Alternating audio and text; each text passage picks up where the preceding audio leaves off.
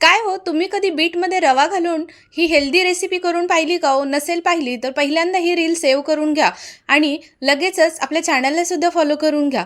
हा हेल्दी बीटाचा उत्तप्पा जर तुम्ही मुलांना करून खाऊ घातलात ना, तर नक्कीच मुलंसुद्धा म्हणतील पुन्हा कधी बनवतेस म्हणून. एवढी टेस्टी आणि हेल्दी होणारी रेसिपी आहे. तर सर्वात पहिल्यांदा काय करायचं, इथे बीट घ्यायचं आहे. आता बीट आहे ना, आपल्याला वरचं सर्व साल काढून घ्यायचं आहे आणि असं टकलं करून घ्यायचं. आता हे टकलं केलं त्याच्यानंतर बघा, मध्येच असं कट करत असताना माझ्या सुरीची काही धारच गेलेली होती.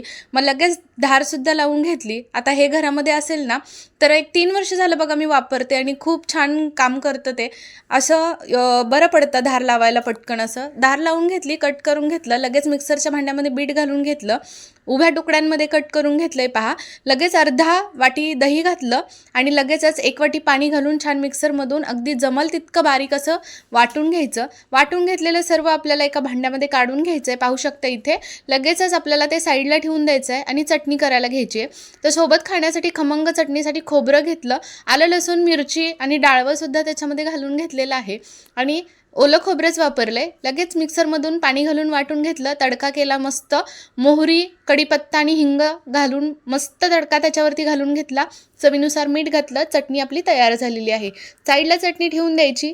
तयार केलेलं बॅटर जे होतं त्याच्यामध्ये पहा एक 15 मिनटं झाली होती. आपल्याला चवीनुसार मीठ आणि पाव चमचा सोडा घालून घ्यायचा आहे.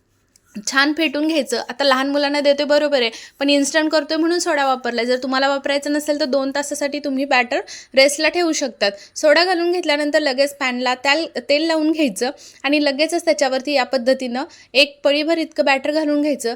काय मस्त जाळ्या सुटलेत पाहू शकता तुम्ही. अशा पद्धतीनं लगेचच अलटपलट करून दोन्ही बाजूंनी अगदी छान असं मीडियम फ्लेमवरती शेकून घ्यायचं, म्हणजे मस्त अगदी तयार होतात. सोबत खाण्यासाठी चटणी तयार केली आहे पाहू शकता. अगदी छान असे हे हेल्दी बीटाचे उत्तप्पा तयार झालेले आहेत. मुलांना बीट काय खायला आवडत नाही आणि तसंही मुलं खात नाहीत. मग अशा पद्धतीनं मुलांना खायला बनवून दिलं की पटकन तयार होणारा पदार्थ आहे आणि शिवाय मुलंसुद्धा आवडीनं खातात.